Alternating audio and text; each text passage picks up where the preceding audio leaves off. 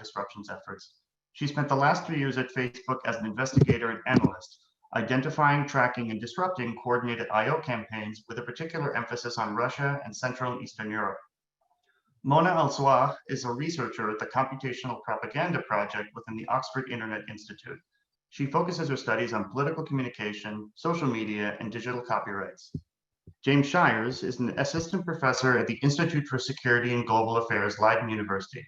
He's also an associate fellow with the Hague Program for Cyber Norms and a non-resident research fellow with the Cyber Project at the Belfer Center for Science and International Affairs, Harvard Kennedy School. Although this is a virtual meeting, I will be taking audience questions through Zoom's Q&A feature, which you can all see on your screens. For those of you calling in by phone or watching our panel on the live stream, you can ask a question on Twitter with hashtag MEICyber or via email at events@mei.edu. If you have any technical issues, please also email events@mei.edu. Feel free to ask a question at any time throughout the panel. I'll be looking at all of your questions and will factor as many as possible into the discussion. And now, without further ado, let's start things off with James. So James, given that you've been surveying the Middle East cyber landscape for a while, how and why have regional governments sought to shape the information environment in the digital age to their own advantage? Great question, and thanks, Andrew, and thanks everyone for being here, and for everyone watching. Really excited to be on this fantastic panel and such an important topic. So although we're going to be talking a lot about public diplomacy and influence campaigns, which are very much state-based, state-enacted operations and efforts, I'm going to start just by placing that in the broader context of the internet environment and the types of things that that enables, encourages, and disadvantages. So to start with, we have to remember that influence campaigns, especially those conducted by governments in the Middle East, take place within a broader internet architecture that is very much open to manipulation.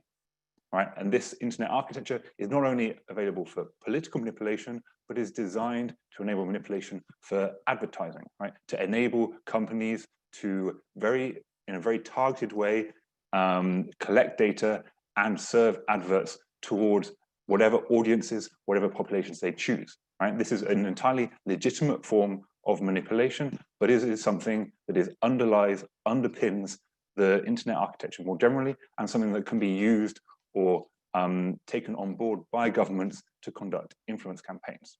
There's also a high level of artificiality around the internet environment, and especially social media platforms. And this, again, is economically originally encouraged by those platforms, or at least not tamped down on by those platforms, although we are now seeing a lot of legislative and lobbying pressure against that level of artificiality and bots on those platforms.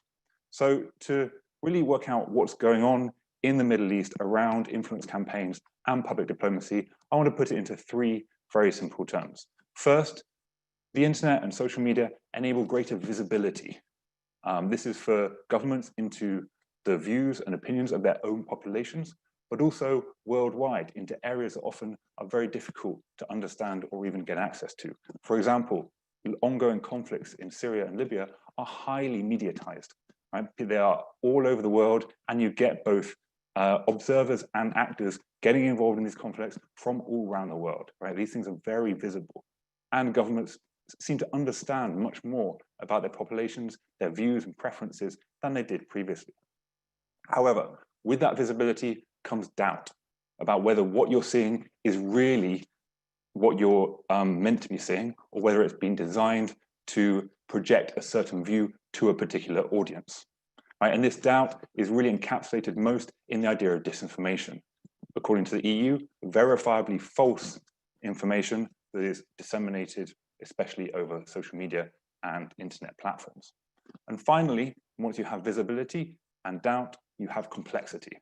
And this complexity about the effects of information operations, about the unpredictability of their results, means that governments will try many different avenues to get their view across, to message and influence particular audiences, but they'll never be sure whether they'll succeed. I'll leave it there for now and hand back to Andrew. Thank you so much, James. Moving over to Mona, just as someone who studied a number of efforts to manipulate social media content online, can you walk us through an example of how one of these operations distorts online speech? Thank you for having me today. Of course, there are a number of operations that have been conducted from the Middle East and to the Middle East. But of course, there is no like a manual script for how to do a disinformation campaign. We wish we know something like this. It would have made my life much easier. But of course, we can also say that from one country to another, there are variations on how to conduct disinformation, how they prefer to conduct disinformation. And also it evolved over the years. Comparing from 2016 to 2020, we have seen a lot of mutation over the years. But let me give you an example of how disinformation campaign could actually happen. In 2018, we had Twitter publishing disinformation campaign coming from Iran targeting Arabic-speaking users on Twitter. And this campaign was something I was really interested in to study because it was one of the very first data that we have on the region. And I looked at the Arabic data that Iran published, basically. And when you look at their campaign, you can divide it into like 3 stages. The first stage, which was depending on creating false or fake websites, news websites that are very good looking in Arabic. I would not have figured out that they are related to any Iranian operation myself. And when you create a network of websites, the second stage that you need is to create multi-platform accounts. And you can do this by creating fake Twitter accounts, create fake Facebook pages, fake accounts on Facebook, on Instagram, Telegram, WhatsApp, create as much platform accounts on platforms as possible. And then the third stage, which is like disseminating these websites that you create in the first stage on using these accounts that you create in the second stage. How successful this has been debated, because when you look at the Iranian disinformation campaign that targeted specifically Saudi Arabia on Twitter, at this point, it was not as very successful as people could imagine, because they were not using creative engagement techniques, which is they depended mainly on spreading news, spamming hashtags, but not on engaging audiences, unlike, for example, what we see coming from Russia.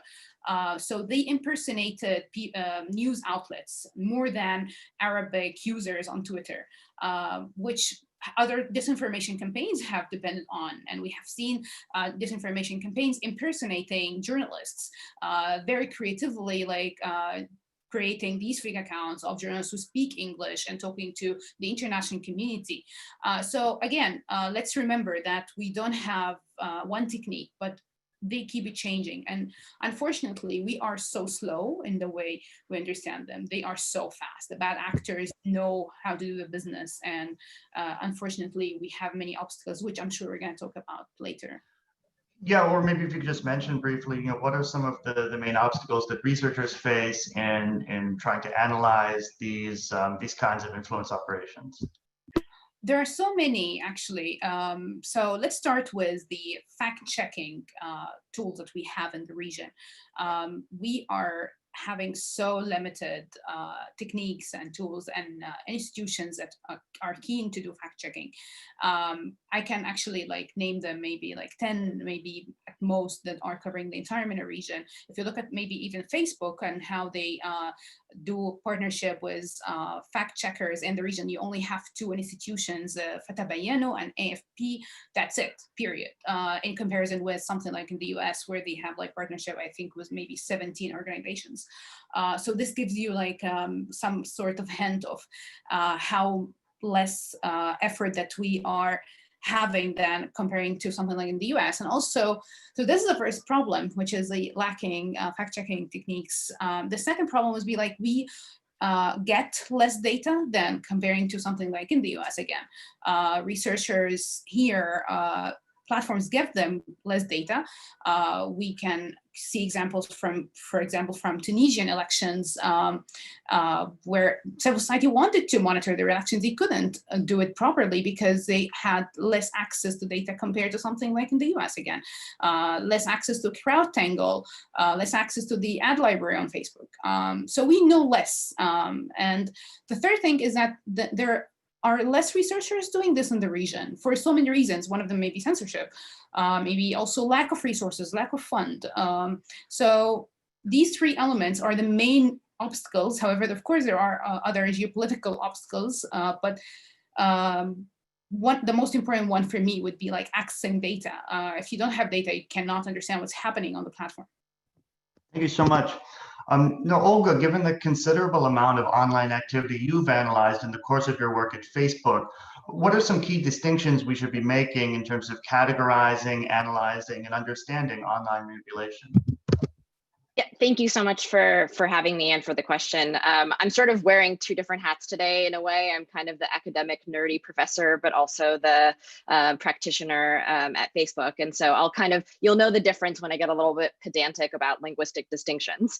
I also think that there's several different frameworks that we can use to think about these problems. And they've been particularly useful both in academic work, but also in practitioner work. And one of the big ones that was one of my pet peeves is the misinformation, disinformation distinction. And I think that's something that's important to call out. The main distinction there being intent. Now, motivation intent is not always easy to divine. Sometimes you can't tell if there's some sort of intentionality behind particular activity as you're investigating it.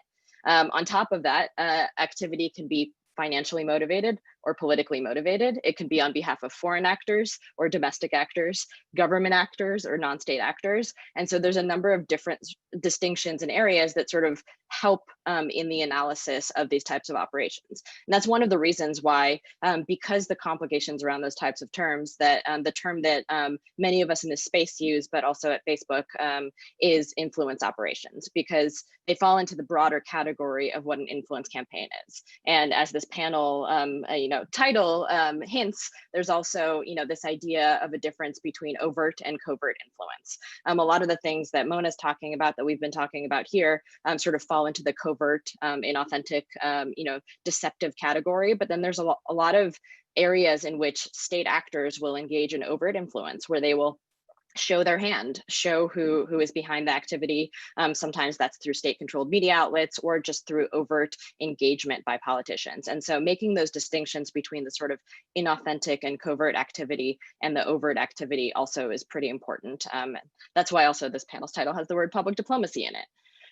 But one thing that we found across a number of the disruptions and operations that we've identified is that false information is not always leveraged at the core of these operations. As Mona described, sometimes it's the false personas or the impersonating news organizations that are at the core of this type of activity. So using terms like disinformation, while popular and important, can sort of muddy the waters, because we have to be clear about what it is that we're talking about.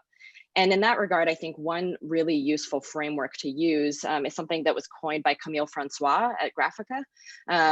It's the actor content behavior framework, or actor behavior content, if you want to go in alphabetical order, ABC.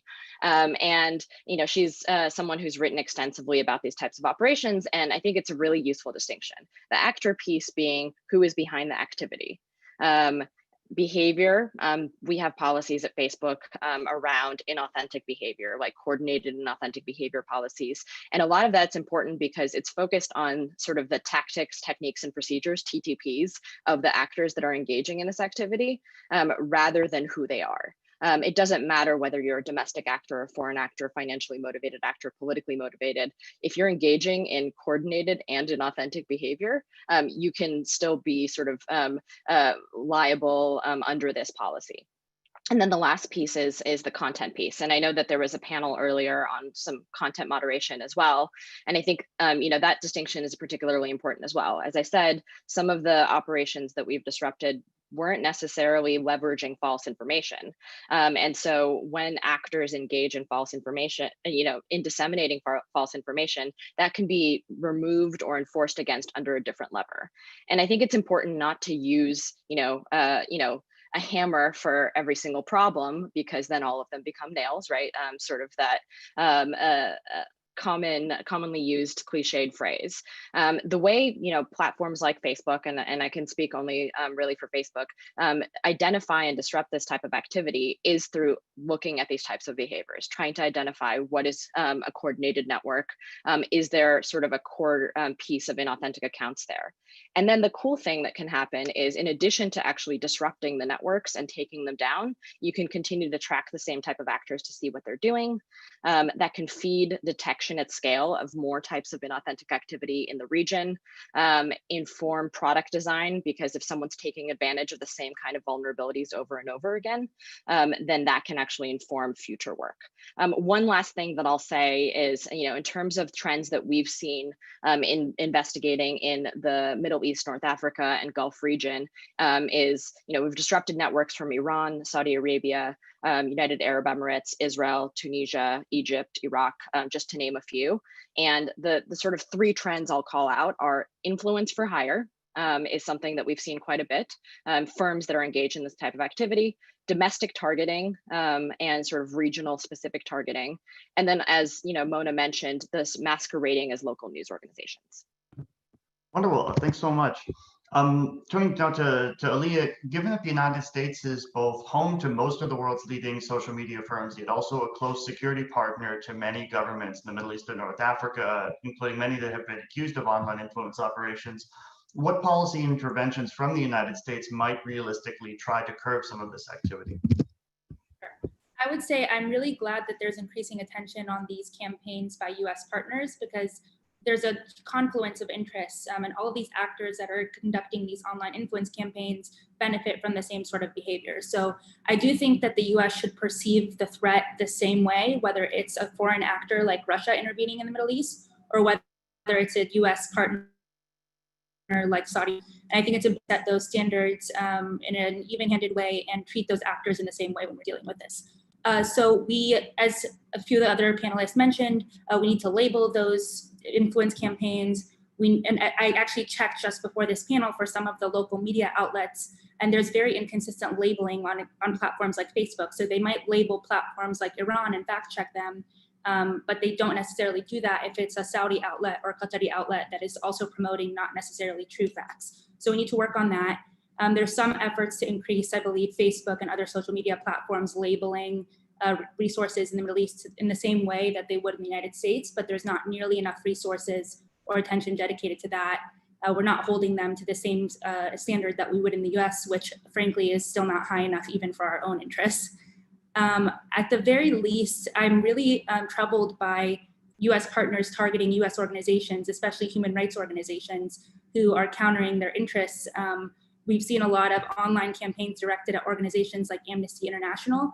I think that should be a red line. You should not be able, as a US partner, to target US human rights organizations, let alone, let's not talk about journalists, of course, but you should not be able to target US persons in that way and without a response from the US.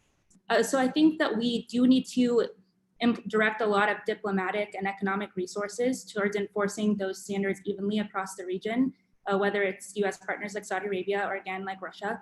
But at the same time, we should not encourage some of our partners to lean into their worst tendencies, which is to enact expansive fake news laws and then use them to enforce their own interests against local journalists or political parties that are opposing their activity. So it's really troubling that they use laws like that as a way to indicate that they're tackling fake news while they're simultaneously spreading disinformation and influence campaigns on social media. So I think that answers your question. I'm happy to answer more in the Q&A.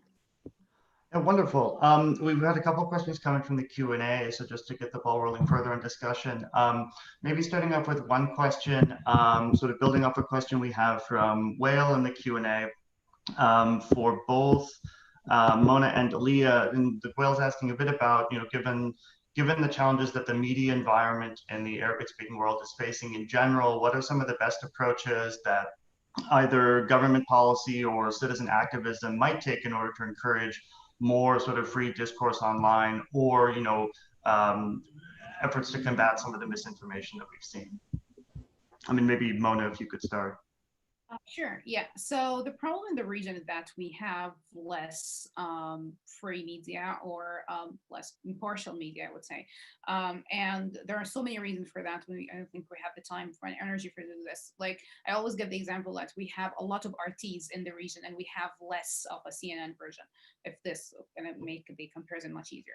To do so, we need more support for the alternative media. We need more upstream journalists and free blogs to do so. And having said that, we also need to hold these other version accountable, and to do so, you need to maybe downgrade them in the newsfeed and develop your algorithms to counter that. And that has been done maybe in the US version, but not in the Arabic speaking world. And this is why we need more algorithm development in this region. So I would echo everything that Mona said. I mentioned in conversations with Andrew before this panel that I really have limited faith and optimism in our ability to disrupt all disinformation in the region. I really think the problem stems more largely from the lack of a healthy media environment. And the US has tried many times to provide US facing outlets to sort of counter and reshape the narrative. Unfortunately, those have not been very effective. If anything, they've been counterproductive. Outlets like Al-Hurra might be popular in small pockets of the Middle East, but they're correctly, as our questioner alluded to, they're not taken seriously as a credible and independent source. They're still viewed as a voice for the United States. So those things have not been especially effective either. What I think has been effective are international outlets like CNN and BBC. The Arabic material that they do supply is received much better than any US funded outlet. I would encourage the US to work with those outlets any way that they can and encourage them to stream more broadly on satellite services rather than trying to produce our own content to compete with those. I think, sorry, actually that's it. Oops, sorry, need to unmute myself. Thank you so much. And thinking a bit more about some of the constraints that governments and firms and individuals might face in addressing some of this misinformation, I'd like to turn to sort of James and Olga and drawing on another one of our questions from the audience. Sort of what are some of the legal and practical limitations on either governments or firms taking action against these influence operations or disinformation networks, and sort of both in a either legal or moral sense, who has the responsibility for taking down these networks? Maybe we can start with James and then move to Olga. Sure. I might leave the responsibility question to Olga for the taking down, given all the influence campaigns.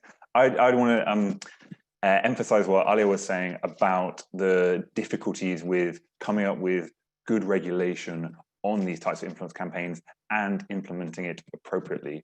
On one hand, you have the difficulties in defining the problem in the first place, and as we saw with questions of disinformation, misinformation, influence campaigns, and as one of the questioners asked, is this something to do with information operations in a more military way instead? So you have a problem of coming up with adequate regulation in the first place. On the other hand, you also have the problem of co-option of this regulation, of these laws, in order to crack down on political speech that rightly should be available in all societies. So finding that thread between both co-option and overuse and overly broad use of regulation, especially for governments, and on the other hand, actually coming up with adequate regulation in the first place is really difficult. But it's not the first time we've been here, right? This is a problem that we've seen elsewhere in many cases, especially in legal and regulatory spheres in the Middle East and the Arab world, for example, in counterterrorism, again, in terms of cybercrime as well, right? These are all important concepts. They're highly mobilized concepts for regulatory policy and security interventions, but they're also overused and they overstep their boundaries very frequently. So finding that middle line is very difficult, and that's a real constraint for both the governments in the region and those seeking to work with them outside of the region as well.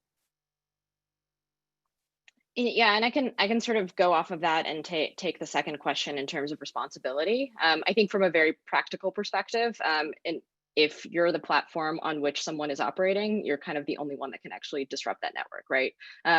That said, there's a lot of amazing research that happens internally and external to the different platforms. There are trust and safety teams and investigative teams at Google, at Facebook, at Twitter, and also a number of other companies, smaller technology companies as well.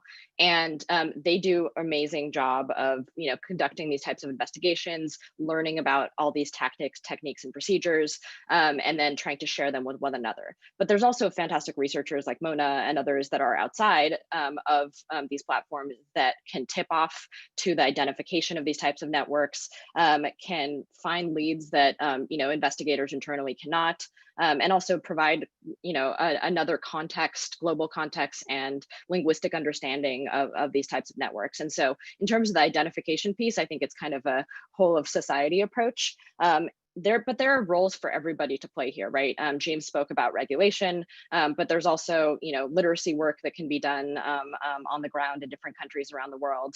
And then there's also government work that can happen in terms of other, other ways of deterring and mitigating this type of activity, right? If one nation state is using, an influence campaign against another, then those governments can take particular actions. Of course, to James' point, it's important to keep in mind, that there are differing incentives for all of these types of organizations, right?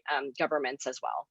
And thinking about, I think on the last panel, someone mentioned government requests for removal. Those are something that platforms have to decide whether to comply with or not.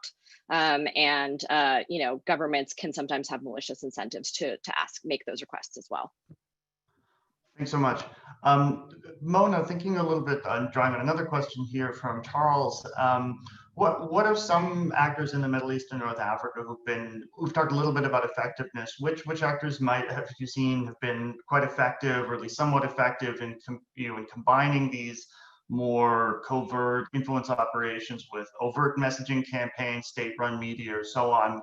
And then just to follow up with that with another question for James, sort of what have been to what extent have governments, especially in a region in which, looking around the Gulf, where you have sort of autocratic governments almost every which way you turn, what are some of the limitations on the ability to use influence operations against other countries where information environments that domestically are already so constrained?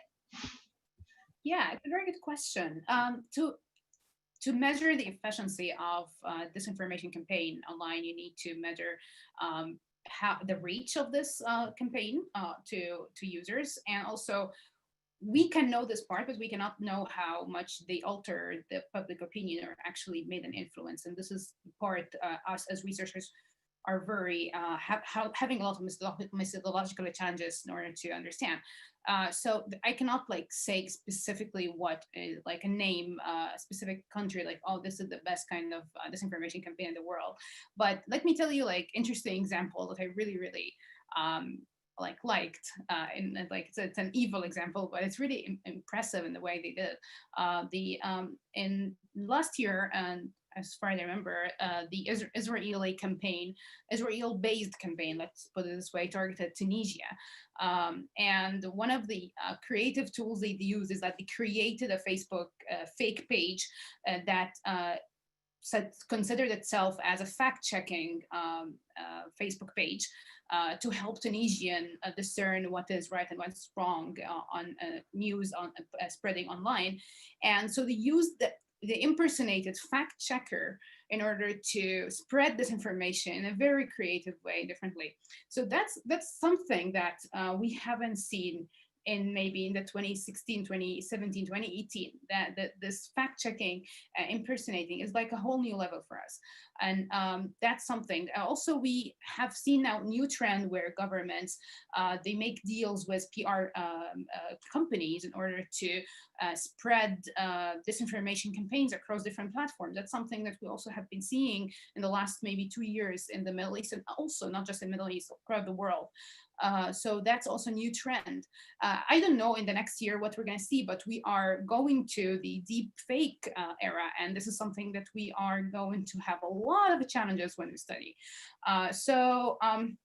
having said that, it's really difficult to specifically say, okay, this is influential, this is not. We do our best in measuring this, but I don't think we can certainly say who is successful or not. Thank you. And in terms of the constraints on governments, especially in the Gulf, it's important to highlight a few things. Firstly, that these influence campaigns, especially across borders, are sort of volatile politically. They're often very aggressive. But in terms of the broader sort of conflict scenarios in the Middle East and situations, it is relatively tame, right? And these actors are acting under significant constraints. They know what lines they try and cross, they can't really cross, and they push up to those lines, right? So there are significant constraints on these actors. How do they get around it? How do the Gulf governments get around it? Well, in a few ways. One is to look at a broader range of tools to see influence operations and influence campaigns only as one thing in their arsenal. They can also reach for others. For example, they can go for more traditional forms of influence, lobbying, talking individually outside social media to key individuals, maybe having individuals in key social media companies, right? There's a court case going on in the US about access from a Saudi Arabian individual into Twitter. And they could also go the other way, right? And use much more covert cyber techniques, so not TTPs in the sense that Olga using them, but more intrusion campaigns, seeking to hack into their adversaries, as well as using this coordinated social media messaging as well. Another thing they can do is not to target their adversary directly. So for example, in the Gulf crisis between Qatar and Saudi Arabia and the UAE, the predominant actors, although there are others involved, you do see both sides looking outside, looking to the US, looking to other partners to try and influence them rather than influencing the direct opposition. Right? And this happens repeatedly. There's a number of cases of the Gulf states using both hacks, leaks, influence operations in US politics to try and sway individuals from one side to the other. And finally, you see this happening more broadly in a commercial environment when this competition moves onto the economic sphere. And here, the case of football, probably soccer for you guys, is really important, right? It's a multi-billion-dollar enterprise. It's very important for the Gulf states, especially for Qatar and the World Cup. And you see commercial rights being to television, to sporting events, being the subject of significant disinformation campaigns, hacking campaigns, and so much more. So they can move the playing field, to take the same metaphor, from a direct adversary between the governments to either influential actors outside or a broader commercial environment. Wonderful, thanks so much. We have a couple of questions in the Q&A sort of about a potential role for civil society actors, whether in the region or even here in the United States, for those of you who are in the United States. Aaliyah, would you be able to talk a little bit to what non-governmental approaches might be, or sort of the intersection between U.S. government policy and civil society organizations? And then following up on that, Olga, would you be able to speak a little bit to are there any potential points of contact between civil society organizations or independent researchers looking at this kind of work and policy teams within social media firms, whether it be Facebook or otherwise? Thank you. So civil society has a hugely important role to play. Unfortunately, on the ground in the Middle East, they're up against barriers of censorship and of limits on their funding and limits of their interaction with countries like the United States. So it does make it very difficult for the United States to directly work with civil society, whether it's on disinformation or human rights issues. We have to be very, very careful on how we do that in order to not delegitimize their own organic efforts to target disinformation. So we can do things like training relevant civil society organizations, amplifying their message and making it more visible online to prevent them from being censored or targeted by local governments. And there's a big role for US organizations to play as well. And some of the best public analysis of this issue and work in recent years has been totally independent private sector and civil society organizations and think tanks that are not being driven by the US government. They're just coming up organically and doing some of the most important work in this field. So I do think we should try to encourage local civil society organizations to get stronger, and we should lean on our partners, especially in the Middle East, and prevent them from silencing those organizations or limiting their funding. But there really is a big limit to how the US can interact with them in a way that's constructive.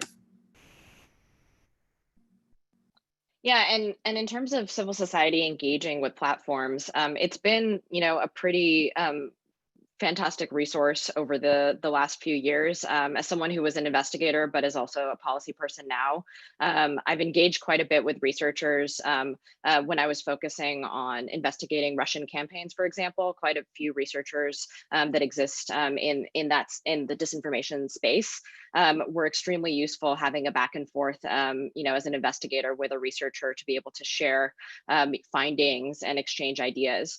On the policy side, we engage with external civil society actors quite a bit. And then also whenever we take down networks of coordinated and authentic behavior, we have been working with an expanding group of researchers to share the findings of our investigation before we take it down, so that independent researchers can write a report ahead of that disruption. So on a monthly basis now, we've been announcing all of the networks that we've taken down for coordinated and authentic behavior. And there have been independent analysis and reports that have come out from the Digital Forensic Research Lab at the Atlantic Council, from the Stanford Internet Observatory, from Graphica, and from other organizations that are doing that kind of research. And we're continuing to identify more organizations to work with to sort of be able to, within the constraints of sort of privacy concerns and all of those things, share ahead of our takedowns, disruptions, what we've been able to find, and then have someone, take a look at what we found and conduct their own independent analysis of it. And it's been hugely valuable because it provides a different perspective. It shows sort of the more open source investigation, and also goes beyond one platform, kind of looks at these networks as they cut across a number of different platforms.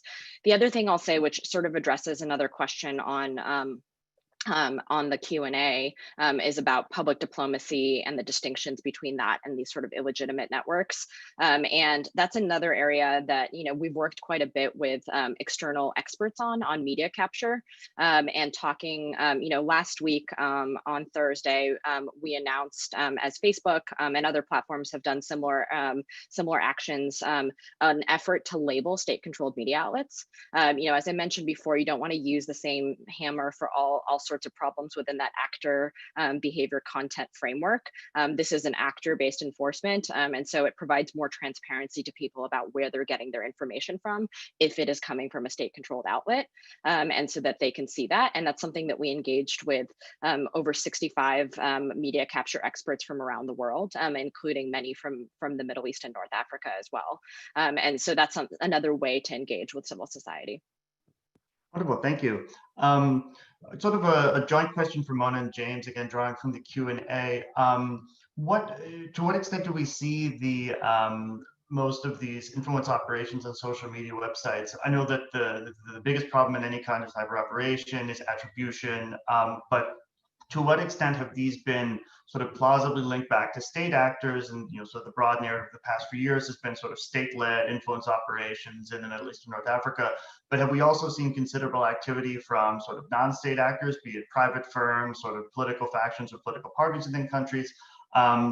Just to the extent that you could talk about that would be helpful. So first, Mona, James, and yep.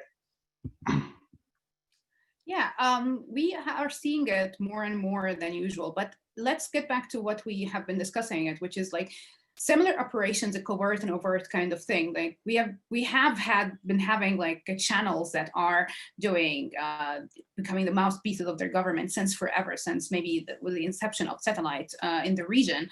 But this has changed over the years and becoming the covert kind of operations. And because it's even cheaper and anyone can do it, it doesn't require much labor than something like the overt one.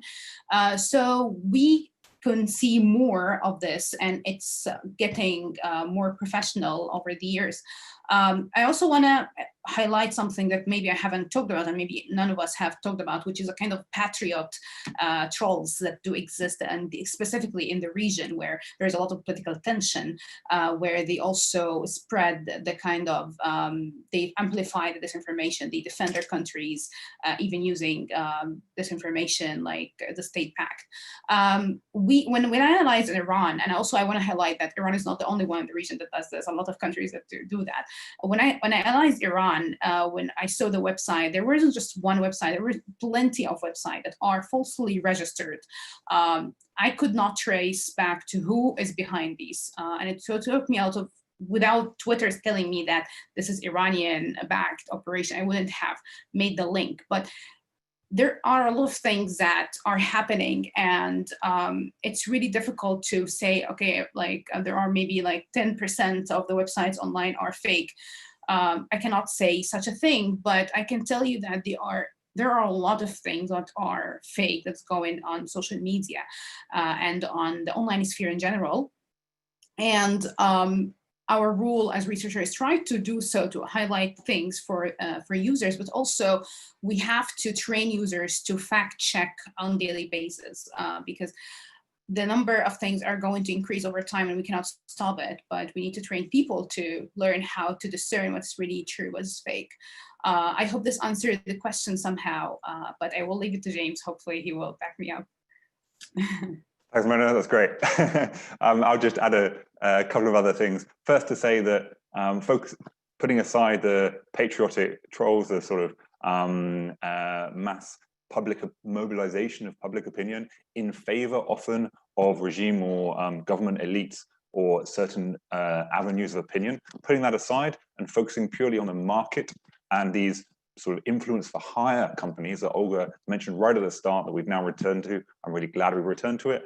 I want to point out the way they vary within this market in two ways. One, we can see by analogy to the broader market for hacking, where there's everything from the base sort of cyber criminal hacking, very easy, not very expensive stuff to do, to the $1 million, it will get right into this specific phone using a technique that no one else knows about at the time and costs a lot of money and is only available to governments, right? And that difference in the market also exists not only for hacking as a service, but also for influence as a service. So you have big public relations firms, right? Old, long-standing ones in the US and in London, where they are offering their services saying, we will get involved in public relations, using both legitimate and maybe grayer forms of influence. But on the other hand, you have the more sort of startup type firms based in the region, but also around the world as well. A lot of the ones that we see in the Gulf are based in India, where there's a lot of outsourcing of IT more generally, but also this PR and dark PR type stuff going on as well.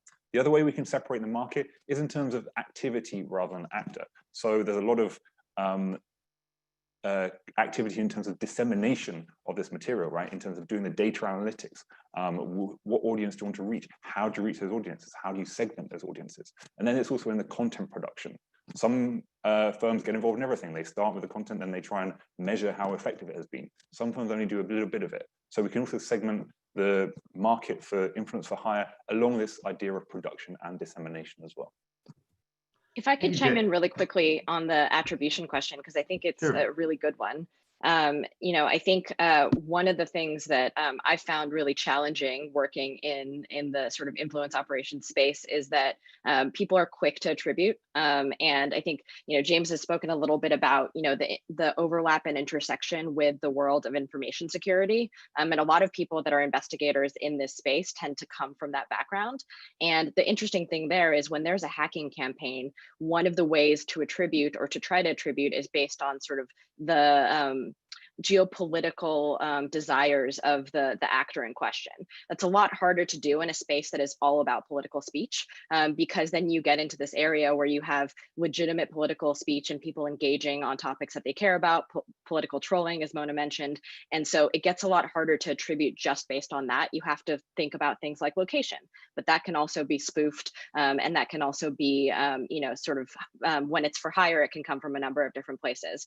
And so attribution becomes a really challenging question, but it's also extremely important to be very explicit about, if to the extent that you're confident about attribution or not, because in the influence space, if you misattribute, it can cause a lot more harm than good if you don't know who's actually behind a network.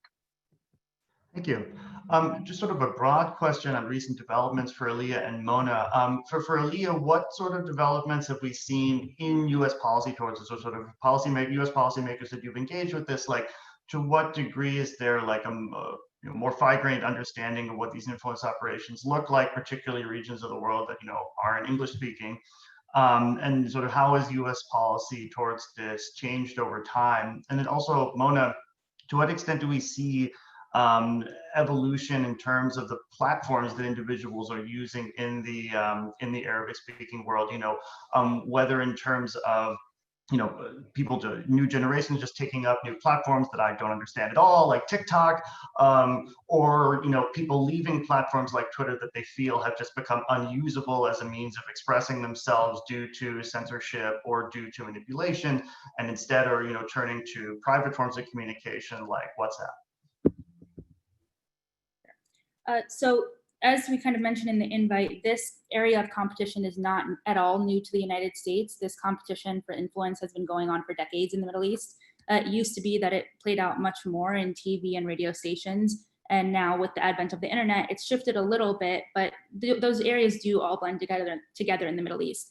I think what's changed in US policy, at least the last time I checked in with some US officials on this, is that we used to try to lean in very hard to countering the narrative with our own tools. So using our own public diplomacy outlets, whether that's the US Embassy Cairo's Twitter feed or Al Hurra network in the Middle East, I think we've shifted more towards disrupting disinformation and specifically disrupting tools like deepfakes and bots and fake accounts across social media. I think there's a recognition that those are much more menacing than the public competition between news outlets and governments that will frankly always take place, and I don't think we can really address through any of these tools. So we've moved towards addressing those things. I think that's really important from the US viewpoint because frankly, we were never very good at competing at public diplomacy, nor were we very good at even competing with social media influence campaigns. I think that we should resist any urge to compete on Russia or Iran or Arab countries' own terms in this area. I do not encourage the use of things like sock puppet fake accounts that we've done in the past. One, because they're ethically problematic, and two, because again, we're not good at it. And I think that doing that really gives away a lot of our moral high ground on this issue and our ability to counter it from other countries. So I think we should walk back any programs to use those. We should not get into bots or deep fakes, that might be happening in the US government without clearance, I wouldn't know, but we should resist doing those things. And we should maintain the norms within the US that we don't target our own citizens with disinformation networks, and that we don't target even Arab populations or Middle Eastern populations, because frankly, we do actually have a moral high ground and a better approach than these other countries. And we should do everything possible to maintain those norms in order to be more effective in discouraging this behavior in the Middle East. Thank you. Yeah, I will answer your question about people moving from one platform to another, but in maybe two different ways. I will reflect first on where the disinformers go and where people go as well. So for a disinformation campaign to happen, the disinformers or people who are behind these campaigns select the platform in which the manipulation happened the most, depending on the country. So for example, in Brazil and India, we have seen campaigns happening on WhatsApp, but we haven't seen such a trend maybe in the US, because for the best platform for US but disinformation would be like Twitter, because this is where the Americans are. Same thing for Twitter on the Arab world, which is not very common, by the way, in North Africa, but maybe more in the Gulf. So when Iran did this disinformation campaign, they targeted Twitter the most because they were more keen on Saudi Arabia, which it's a country that really uses Twitter.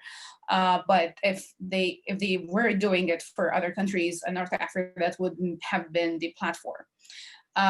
Saying this, reflecting on the users, do they actually move because of disinformation? I would argue against that, because we have been dealing with disinformation since forever, and the public knowledge has really increased since 2016 specifically about that disinformation do exist in these platforms. However, people are still using these platforms, and the same maybe way in 2016.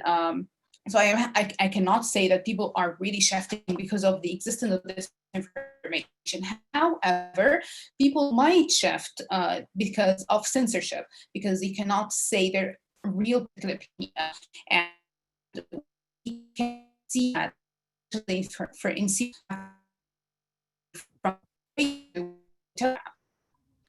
Sorry, they knew that book is edited by the government.